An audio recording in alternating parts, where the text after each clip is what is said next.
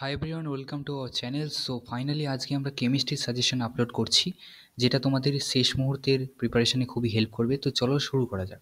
দেখো, কেমিস্ট্রির সাজেশনে প্রথম আমাদের যে তিনটে চ্যাপ্টার আছে, atomic and molecular structure, spectroscopic technique and its application, আর intermolecular forces and potential energy and surfaces. এই তিনটে চ্যাপ্টার থেকে কোনো কিছু তোমাদের বাদ দেওয়া চলবে না, কারণ এই তিনটে চ্যাপ্টার থেকে লাস্ট দুটো সেমিস্টারে সবথেকে বেশি মার্কসের কোশ্চেন এসেছিলো। কাজেই এই তিনটে চ্যাপ্টার খুবই গুরুত্বপূর্ণ এই সেমিস্টারের জন্য। এই তিনটে চ্যাপ্টার থেকে তোমরা সমস্ত কিছু এ টু জেড পড়বে।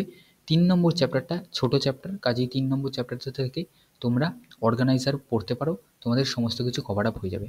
বাদ বাকি যে দুটো চ্যাপ্টার আছে সেখান থেকে তোমাদের এ টু জেড বই থেকে সমস্ত কিছু পড়তে হবে, কোনো কিছু বাদ দেওয়া চলবে না, ঠিক আছে?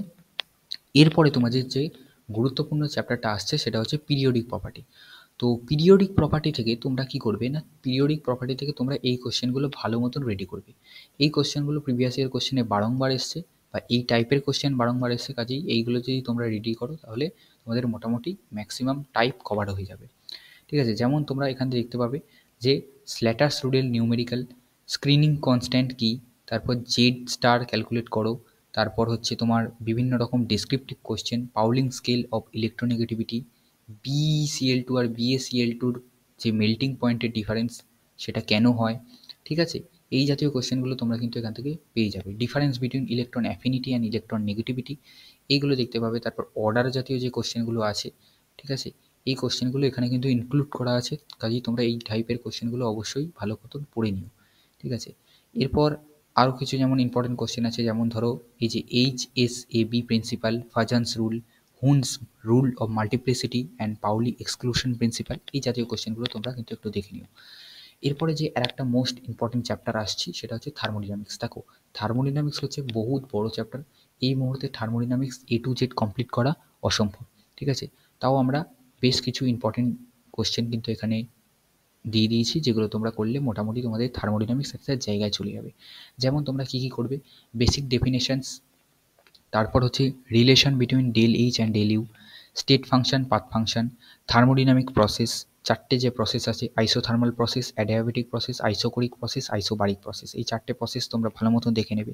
তারপর আছে লস অফ থার্মোডিনামিক্স, যে দুটো ল আছে, first law, second law, heat capacity, CP minus CV equal to R, Carnot cycle, efficiency, entropy, significance, Gibbs free energy significance, Gibbs Helmholtz equation application, ঠিক আছে?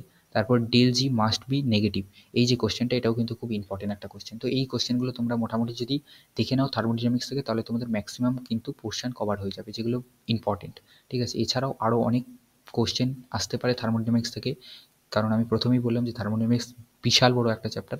তো তোমাদের হাতে এখন অত সময় নেই যে পুরো চ্যাপ্টারটা এ টু জেড কভার করবে। তোমরা এই কোশ্চেনগুলো করে নিলে মোটামুটি ইম্পর্টেন্ট জায়গাগুলো অন্তত পক্ষে কভার করে পরীক্ষা দিতে যেতে পারবে, ঠিক আছে? তো এরপরে তোমাদের দুটো ছোটো ছোটো চ্যাপ্টার আছে, একটা হচ্ছে ওয়াটার কেমিস্ট্রি, একটা হচ্ছে কোরোশন। তো দুটো ছোটো ছোটো চ্যাপ্টার থেকে তোমাদের কিছু কিছু কোশ্চেন করতে হবে। যেমন প্রথমে ওয়াটার কেমিস্ট্রি থেকে তোমাদের করতে হবে হার্ডনেস অফ ওয়াটার, এটা তোমরা ভালো মতন একটু প্রিপেয়ার করে নেবে। তারপর তোমাদের সফটেনিং অফ ওয়াটারের তিনটে প্রসেস আছে, lime soda process, zeolite process, ion exchange process.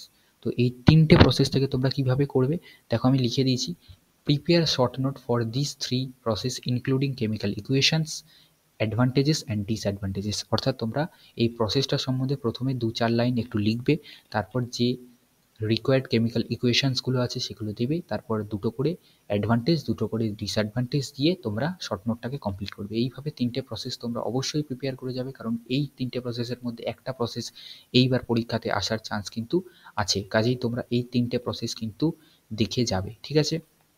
এর সাথে সাথে তোমরা আরও যে কয়েকটা শর্ট নোট রেডি করে রাখবে, সেগুলো হচ্ছে যেমন acidity of water, alkalinity of water, dissolved oxygen and its importance, TDS and removal process, BOD, COD, এই কটা শর্ট নোট কিন্তু এর সাথে সাথে তোমরা দেখে নেবে।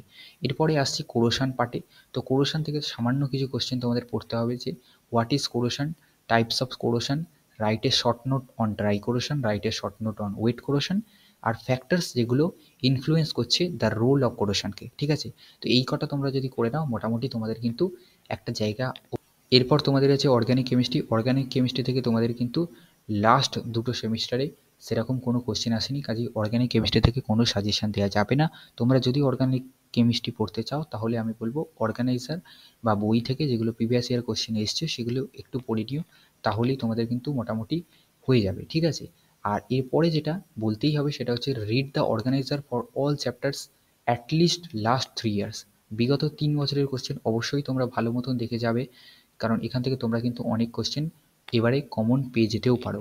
কাজেই তোমরা অন্ততপক্ষে 3 বছরের কোশ্চেন, আমি বেশি বলছি না, অন্ততপক্ষে 3 বছরের কোশ্চেন এবং অ্যান্সার ভালো মতন দেখে যাবে, ঠিক আছে। যদি রিপিট হয় বা সেম কনসেপ্টও যদি তোমার রিপিট হয় তাহলে কিন্তু তুমি অনায়াসে লিখতে পারবে, অন্তত বানিয়ে কিছুটা লিখে আসতে পারবে।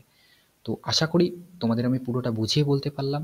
আমরা আমাদের কথা মতন প্রত্যেকটা সাবজেক্টের সাজেশন আপলোড করেছি, যারা এখনও দেখোনি তারা ডিসক্রিপশনে দেওয়া লিঙ্ক থেকে দেখে আসতে পারো।